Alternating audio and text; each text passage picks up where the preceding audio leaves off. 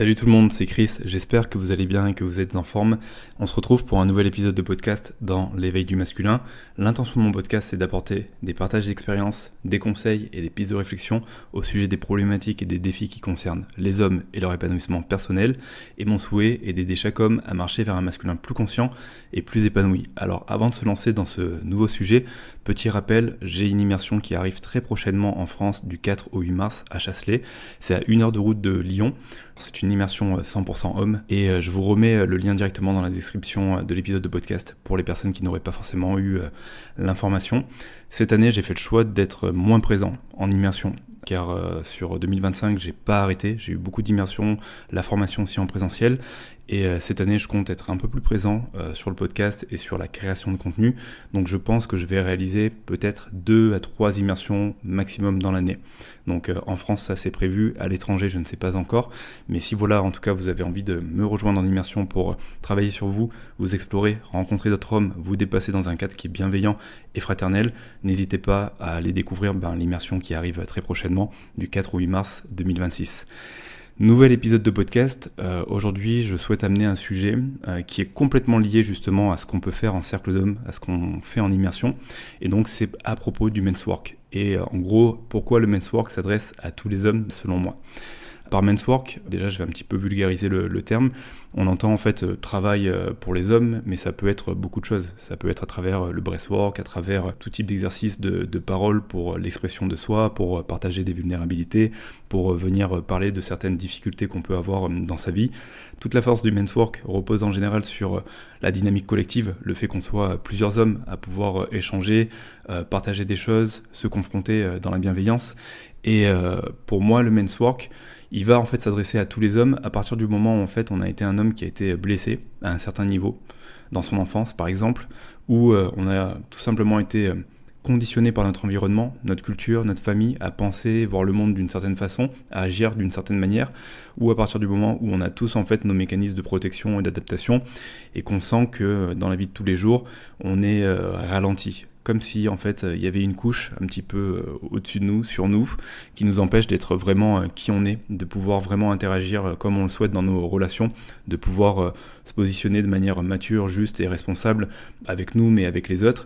Et donc à partir de ce moment-là, la finalité du men's work, ça va être justement de revenir à un soi plus apaisé, à un soi un petit peu plus libre, à un soi plus libéré de ses conditionnements, de pouvoir justement développer cette posture plus juste et responsable avec soi et aussi avec autrui. Dans le men's work, pour moi, il y a vraiment cette notion d'agir sur soi, d'agir sur ce que je peux déjà contrôler à défaut de vouloir agir sur le système ou agir sur l'extérieur. Aujourd'hui, on en entend assez souvent parler, ou en tout cas moi c'est quelque chose qui résonne beaucoup chez moi, on est en permanence en fait en train d'essayer de s'adapter à un système qui est malade, qui va mal, et c'est pas forcément la bonne direction à prendre. Et je suis complètement d'accord avec ça, mais ça n'empêche pas que nous, à notre niveau, quand on a des blessures, quand on a des failles et des fragilités, il y a un moment où on a besoin de prendre soin de nous pour revenir un petit peu justement dans un état de forme ou dans un état de sécurité émotionnelle, pour mettre en place des choses dans notre vie, pour faire des choix alignés, mais aussi pour avoir en fait un impact positif sur le système. Donc pour moi, il y a un petit peu une notion de responsabilité collective, en me responsabilisant, en prenant soin de moi, en me prenant en charge sur certains aspects de ma vie, je me permets justement aussi d'avoir après les ressources nécessaires pour avoir un impact positif dans le système. Et quand je parle du système, ça peut être à plein de niveaux différents. Mais déjà en étant, et je ne vais pas dire la meilleure version de moi, mais en étant un homme plus apaisé, plus intègre, plus responsable, j'ai beaucoup plus de leviers pour agir sur le système, pour avoir un impact positif sur mon environnement, sur ma famille, dans mes relations, dans les personnes qui m'entourent. Donc voilà. Et le men's work, il n'est pas là pour changer le monde directement. Il est là surtout pour que chacun puisse en fait agir sur lui et que chacun puisse venir là où il a réellement du pouvoir, donc à savoir lui-même. Donc voilà un petit peu pour poser le cadre du men's work. Et le men's work, en fait, vous pouvez le voir de différentes façons. Ça peut être le fait tout simplement de venir en cercle de parole ou en cercle d'hommes et de venir déjà sur des problématiques et des défis qu'on va avoir en tant qu'homme. Et des défis et des problématiques, on en a beaucoup. Ça peut être dans la relation de couple, ça peut être dans la sexualité, ça peut être dans notre posture de père, dans la paternité, ça peut être dans une transition de vie, ça peut être face à nos insécurités car en ce moment on est épuisé, il y a tout qui nous pète un petit peu à la tronche, ça peut être par rapport à des blessures du passé, par rapport à notre rapport à notre père, notre rapport au corps, ou tout simplement des difficultés à exprimer ses émotions. Donc à partir de là, le fait tout simplement déjà d'avoir un espace pour venir parler de ces problématiques, parler de ces défis, et rencontrer aussi en fait, d'autres hommes qui vont finalement être aussi dans un miroir de ce que nous on peut être, car on n'est pas seul une fois de plus, hein. C'est ça qui fait du bien dans le men's work, c'est se dire on n'est pas seul à souffrir de notre côté. Souvent il y a d'autres hommes qui vont partager des problématiques qu'on a, qui seront peut-être plus avancées, qui vont nous apporter quelque chose d'hyper pertinent, hyper intéressant, qu'on va pouvoir adapter à nous, ou qui parfois vont être en N-1, N-2, à qui en fait on va pouvoir faire du bien, car on aura déjà une partie des réponses ou une partie des solutions ou des choses qu'on aura mis en place. Déjà à ce niveau-là, on rentre dans un travail collectif qui va permettre à chaque homme en fait de se dévoiler, mais de venir aider un petit peu son prochain. Et c'est ça que j'aime bien avec le men's work, c'est qu'il y a vraiment cette notion d'intention collective où on va œuvrer en fait ensemble dans une même direction, même si on a des histoires, des expériences qui vont être différentes. Souvent, on va avoir quand même des blessures qui restent relativement communes. Par exemple, l'absence de figure paternelle, le fait d'avoir un rapport difficile parfois avec son père ou conflictuel. Bien sûr que ça va être partagé par plusieurs hommes. Il n'y a pas un homme aujourd'hui sur Terre qui souffre de l'absence de figure paternelle, il y a énormément d'hommes. Et des problématiques communes, on en a beaucoup. Ça peut être lié par exemple aux addictions. Il y a beaucoup d'hommes qui sont concernés par l'addiction de la pornographie, l'addiction du tabac, l'addiction par rapport à l'alcool. Donc c'est ça aussi que j'aime avec le men's work, c'est que ça nous permet de nous rassembler autour de problématiques qui vont plus ou moins en fait nous toucher et de pouvoir être dans cette intention de ensemble on peut grandir, on peut s'aider à se désidentifier ou à revenir dans une posture plus responsable ou à partager des solutions qui pour nous ont été des game changers, qui nous ont permis de reconsidérer certaines choses au niveau de notre vie. Et bien sûr c'est toujours fait dans un espace sans jugement, sans critique de l'un et de l'autre. C'est toujours fait dans un espace de bienveillance, c'est toujours fait dans un espace de soutien. On n'est pas là pour voir qui réussit le mieux ou qui a la vie la plus merdique, excusez-moi du terme, mais on est là pour au contraire avancer ensemble, s'apporter des réponses ou parfois juste de l'écoute, du soutien, le fait de pouvoir venir dans un espace et de parler de soi, de parler de ce qui nous travaille en ce moment, de nos process. Ça permet toujours de libérer la parole, ça fait toujours un bien fou, surtout quand on n'arrive pas à le faire à la maison, quand on n'arrive pas à le faire à l'extérieur et qu'on a tendance un petit peu à tout garder pour nous. Et donc ça, c'est vraiment une grande roche du men's work, c'est vraiment ce côté de travail collectif, résonance collective. Et l'une des roches qui va être vraiment puissante du men's work, c'est bien sûr l'exploration de soi et de nos ombres. C'est le fait de venir comprendre nos fragilités, de comprendre nos mécanismes de protection et d'adaptation, de prendre conscience de nos conditionnements et de venir en fait révéler les parts de soi qui ne sont pas forcément assumées. Donc là je parle vraiment de travail de l'ombre, c'est-à-dire, je vous prends un exemple concret, par exemple j'ai grandi dans un milieu difficile, dans un milieu défavorisé, et petit en fait j'ai compris que pour pouvoir survivre et m'adapter à ce milieu, j'avais besoin de porter une armure. Et porter une armure pour me faire respecter, pour pas me faire marcher dessus. Donc je me suis construit dans une modalité d'homme dur, d'homme invulnérable, d'homme insensible. Et en soi aujourd'hui, ce qui va être compliqué pour moi, c'est de revenir peut-être dans l'archétype de l'homme gentil, de l'homme ouvert, de l'homme communicant, de l'homme qui ose exposer sa vulnérabilité. Je vais avoir l'impression de ne pas avoir accès à ça, car en fait la rue un petit peu, ou en tout cas le quotidien que j'ai eu quand j'étais enfant m'a formaté à être dur, à être résilient. Donc pour moi, dans mon ombre, l'ombre du gentil mec, c'est quelque chose qui me fait flipper. Car si je suis gentil, on risque de me marcher dessus. Et comme vous le comprenez, voilà, il y a beaucoup de croyances qui vont être liées à ça. Et donc le travail que je vais avoir à faire, c'est de revenir un peu dans ma dualité de je peux être ce mec dur, qui est fort, qui est résilient, qui se laisse pas marcher dessus. Et ça ne m'empêche pas d'être un mec aussi qui est gentil, qui veut du bien aux autres, qui peut prendre soin des autres aussi. Donc ça va être un travail qui va pas être évident pour cette personne qui s'est formatée à être dure et solide par rapport à la vie, mais ça va lui permettre d'accepter un petit peu plus ce qu'elle est, d'accepter en fait qu'elle a différentes facettes et qu'elle n'est pas que cette personne dure et résiliente. Et donc le travail de men's work permet de mettre en lumière ça, car par exemple, quand on va se retrouver en groupe, admettons qu'on a 10 hommes, vous allez avoir 2 ou 3 hommes qui vont être dans cette posture d'homme dur, d'homme fermé, d'homme insensible. En réalité, c'est une façade. Au fond, tous les hommes ont une sensibilité. Il y a toujours un cœur derrière l'armure, ou en tout cas derrière ce qu'on veut laisser paraître.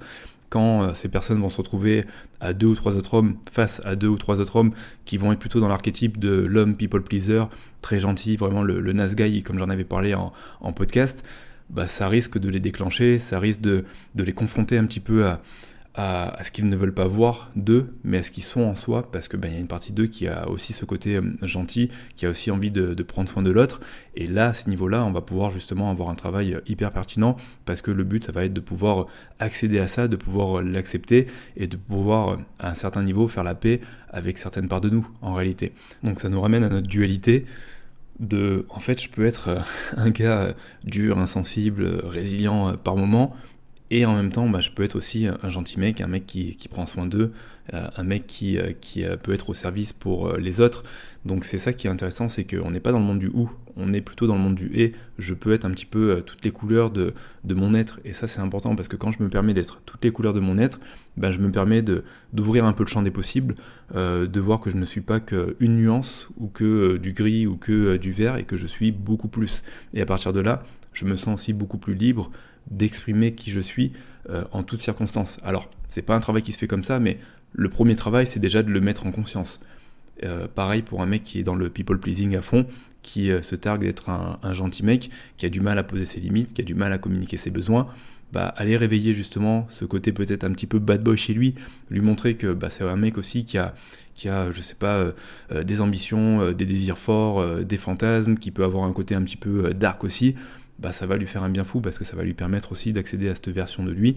Derrière, le but, c'est pas de s'en déresponsabiliser, de dire ah oui, je peux être un gros connard et je vais agir en tant que tel. Non, le but, c'est de savoir que je suis pas juste un gentil mec, je suis un mec qui des fois dit non, qui des fois n'a pas envie, qui des fois va avoir une conversation difficile ou confrontante avec une personne, car c'est nécessaire, et je sais que voilà, j'ai ces cartes en main et que je peux les jouer en fonction des situations, toujours en restant dans une posture juste et dans une posture responsable. Et donc ça, c'est vraiment l'une des grandes forces pour moi du men's work, c'est vraiment l'exploration de nos ombres, vraiment le fait de pouvoir revenir à sa dualité tout en restant dans une posture responsable. Donc le but, une fois de plus, c'est pas de se déresponsabiliser ou de mettre en lumière qu'en fait je suis quelqu'un comme ça, et que comme je suis comme ça, ça sert à rien de changer parce que c'est ma nature, et donc pour le coup je fais pas d'efforts, je travaille pas sur moi, et c'est à prendre ou à laisser. Là, pour le coup, on est complètement dans une énergie de déresponsabilisation, où on ne souhaite plus forcément s'adapter à ce qui se trouve autour de nous, où on ne souhaite pas forcément changer.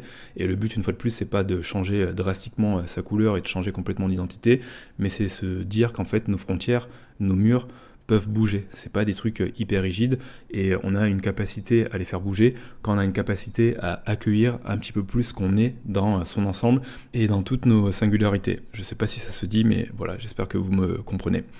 Un autre point du men's work, ça va être vraiment la sincérité radicale, et notamment l'authenticité. Le fait de pouvoir porter sa voix, de s'exprimer sans masque, de parler librement, même quand c'est inconfortable. Quand je vais venir dans un cercle d'hommes ou dans une immersion, le but, c'est de mettre un petit peu all-in. Le but, c'est de faire tomber les masques et de dire vraiment ce qui se passe pour moi, de parler vraiment de mes problématiques, de pouvoir être sincère avec moi et avec les autres. Je pense que le fait de pouvoir être sincère avec soi et avec les autres, et de faire ce travail, parce que mine de rien, c'est un travail, c'est pas toujours évident, ça permet de revenir à une forme de lucidité sur ce qu'on est, sur ce qu'on projette, sur ce qu'on alimente dans la vie, sur les rapports qu'on a avec les autres, et le fait de se donner cet espace que j'appelle de sincérité radicale, de pouvoir vraiment dire les choses telles qu'elles sont ou telles qu'on les ressent. Et il faut partir du principe qu'à partir du moment où c'est ce qu'on ressent, ça reste un ressentiment qui est 100% légitime, même si c'est pas forcément glorieux, même si c'est pas assumé, même si on aurait peur d'être jugé par un autre homme. C'est vraiment une force de pouvoir s'exprimer. Et je vous donne un exemple, admettons, un homme et un cercle d'hommes, on est sur un travail de men's work et d'expression de soi, et donc on est sur le fait de partager quelque chose qui n'est pas forcément assumé, et là cette personne va tout simplement exprimer le fait que ça ne va pas dans sa relation de couple, qu'elle a trompé sa partenaire plusieurs fois, qu'elle a honte de ça, qu'elle culpabilise, qu'elle ne sait pas comment lui en parler, mais qu'elle souhaite lui en parler. Et bien sûr que c'est pas glorieux, mais le fait de pouvoir déjà libérer la parole par rapport à ça, ça fait du bien. De deux, le fait d'avoir 10 ou 15 mecs en face, et possiblement des mecs qui sont aussi dans la même situation, on se sent juste un petit peu moins seul. Et de trois, le fait d'avoir peut-être un retour avec des propositions ou des solutions, ou certaines choses qui ont marché pour certains, ou le fait aussi de le confronter par rapport à sa réalité, et de voir qu'est-ce que ça vient dire aujourd'hui, pas de lui, mais qu'est-ce que ça vient dire de sa situation de couple, de où il en est, de ce qui est plus cohérent, de ce dont il a besoin. Ça va l'aider à se repositionner, à prendre du recul et à revenir sûrement dans une énergie plus mature et à pouvoir prendre des décisions importantes pour sa relation, pour la faire évoluer, ou peut-être la stopper tout simplement. Après, ce qu'il faut comprendre, c'est que dans ces moments-là, le but c'est pas de faire de l'ingérence dans la vie de la personne et de lui dire tu devrais faire ça, tu devrais quitter l'autre personne. Non, il faut que tu rattrapes à tout prix ta relation.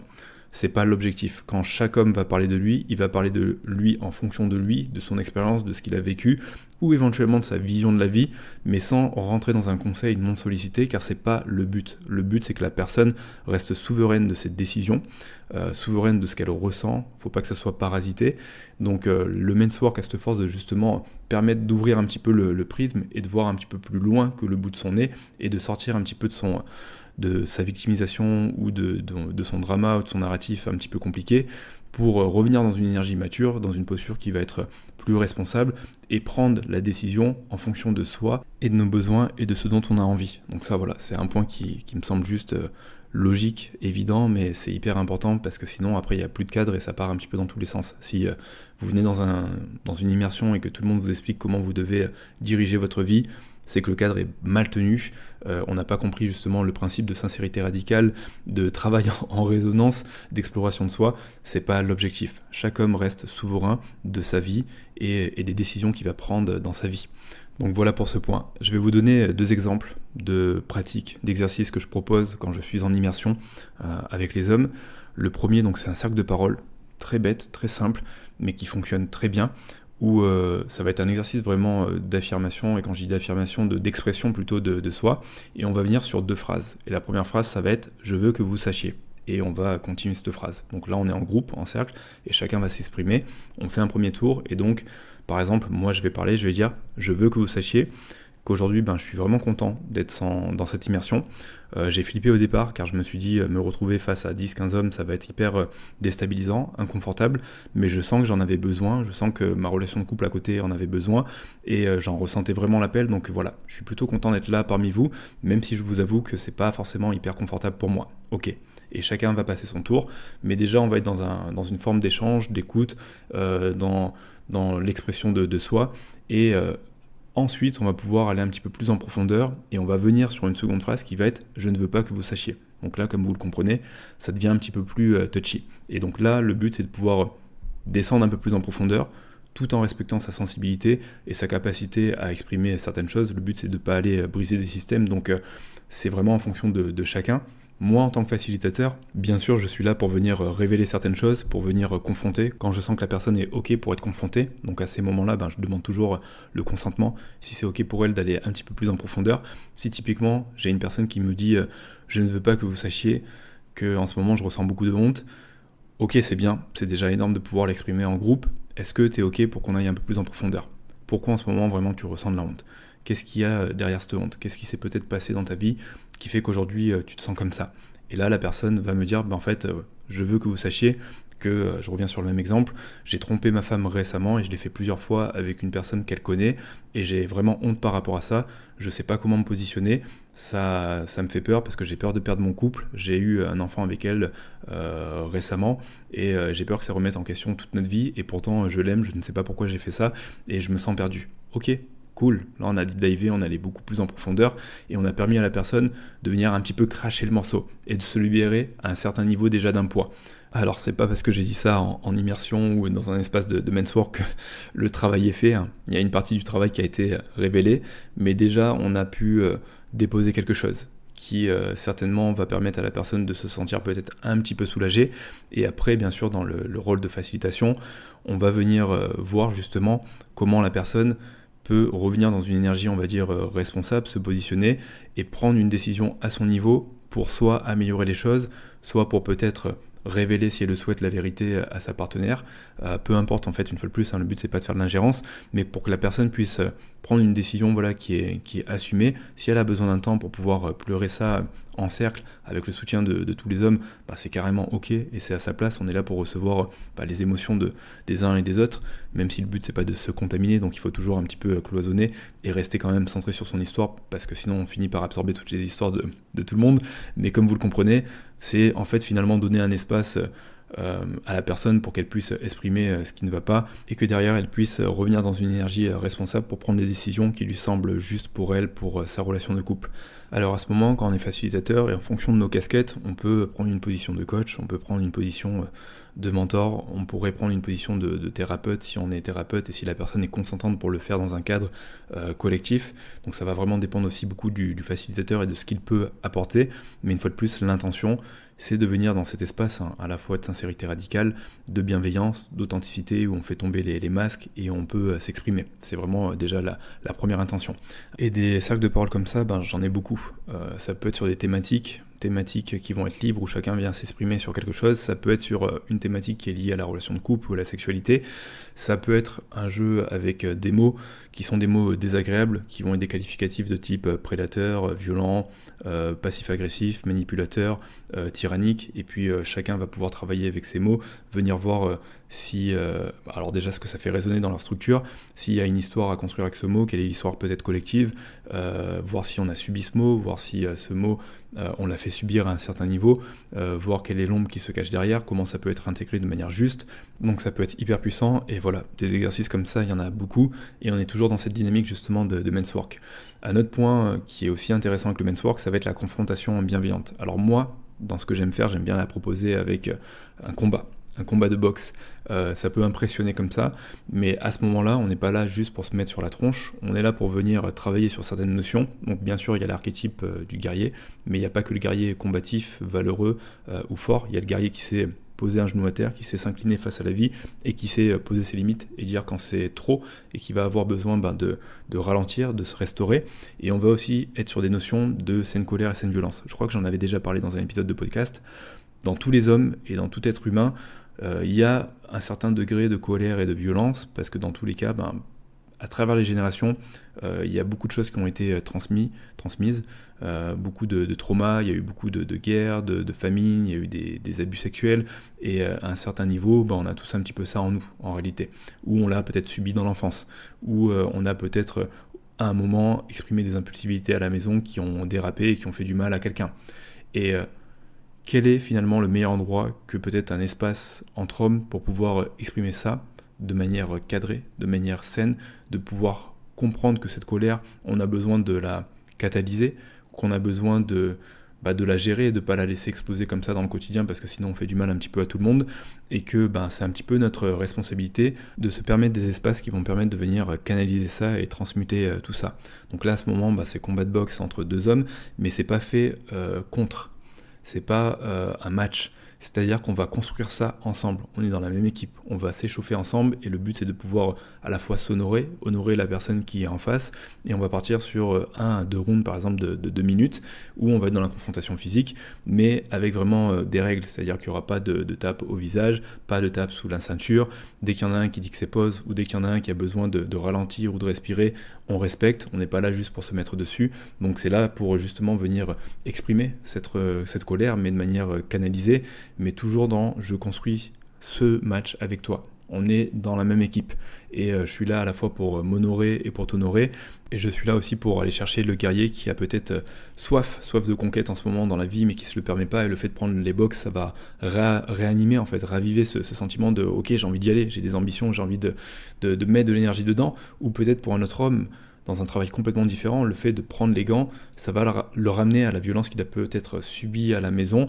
et ça sera suffisant juste de mettre les gants et de ressentir en fait ce qui s'est passé par le passé, avec quoi il est plus en accord, et de poser les gants et de dire c'est pas ok pour moi, ou peu importe.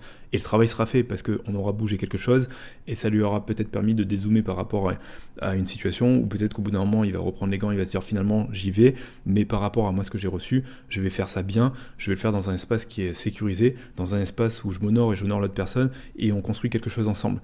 Donc voilà un petit peu la dynamique. C'est peut-être un peu compliqué ou un peu flou de comprendre ce que j'amène là à ce niveau avec cet exercice de confrontation. Je pense qu'il faut être vraiment en cercle, en immersion pour pouvoir le vivre, pour pouvoir le ressentir, pour pouvoir le comprendre. Et quand on a été déjà 3-4 jours ensemble et qu'on arrive à ce moment, qu'on a créé des liens, puis qu'on vient se confronter, mais qu'on travaille en équipe, il se passe des choses qui sont incroyables. Donc voilà, c'est peut-être pas évident à intégrer comme ça, mais c'est des modalités du men's work qui fonctionnent très bien. Je ne suis pas le seul à proposer des confrontations physiques. Vous avez peut-être déjà vu passer sur Instagram ou sur des réseaux ou sur des sites des personnes qui sont en confrontation physique dans des espaces de fraternité. Donc c'est des choses qui se font assez souvent et qui fonctionnent toujours bien quand c'est bien fait, dans la bonne intention, dans une énergie de groupe où il y a de la cohésion, où il y a de la fraternité, où on n'est pas là pour se mettre juste sur la tronche, où on est là pour construire, pour bâtir et pour avancer ensemble. Donc voilà. Voilà ce que je voulais vous partager un petit peu par rapport au men's work aujourd'hui. Tout ça pour vous dire qu'en fait le men's work, à un certain niveau, on en a tous besoin. Mais comme la thérapie, j'ai envie de dire aujourd'hui, à un certain niveau, on en a tous besoin. Et si, alors c'est peut-être dur ce que je vais dire, si nos parents avaient pris le temps de faire un peu de thérapie, on serait peut-être pas là aujourd'hui à vouloir réparer ou guérir de certaines choses. Et le but, c'est pas de les pointer du doigt, mais le but, c'est de se dire que nous, aujourd'hui, on a une responsabilité à ce niveau-là, et que peu importe les modalités qu'on choisit d'utiliser ou de pratiquer, que ce soit la respiration, le froid, que ce soit le sport, que ce soit la thérapie, que ce soit du men's work dans un cadre cercle d'hommes, à partir du moment où ça nous fait du bien et que ça nous permet de revenir dans une posture qui est plus juste, qui est plus responsable et que ça nous permet d'avancer de manière plus apaisée dans la vie, eh ben j'ai envie de dire que c'est génial. Donc voilà, faites-le pour vous en tout cas, si vous êtes un homme et que c'est une approche qui vous intéresse et que vous voulez en savoir plus, n'hésitez pas à venir voir ce que je propose, notamment sur les réseaux, et à venir peut-être découvrir les autres épisodes de podcast. Et comme je vous l'ai dit, je propose une immersion très prochainement en mars où il y aura du men's work et ça sera toujours au menu, car c'est vraiment une roche qui est importante. C'est bien en immersion de venir faire du froid, venir faire du sport, venir faire de la respiration, mais le gros du sujet, c'est un petit peu nos problématiques, ce qu'on vit dans la vie de tous les jours, c'est les insécurités qu'on peut avoir, c'est maintenant comment je me positionne, comment je me permets de libérer certaines choses, comment je me permets de prendre soin de moi, pour revenir dans une forme de leadership, pour revenir dans une posture juste et continuer à avancer dans la vie avec plus de sérénité et plus de fluidité. Voilà, c'est peut-être ce que je vous souhaite en tout cas. Prenez soin de vous et on se retrouve la semaine prochaine pour un prochain épisode de podcast. À très bientôt.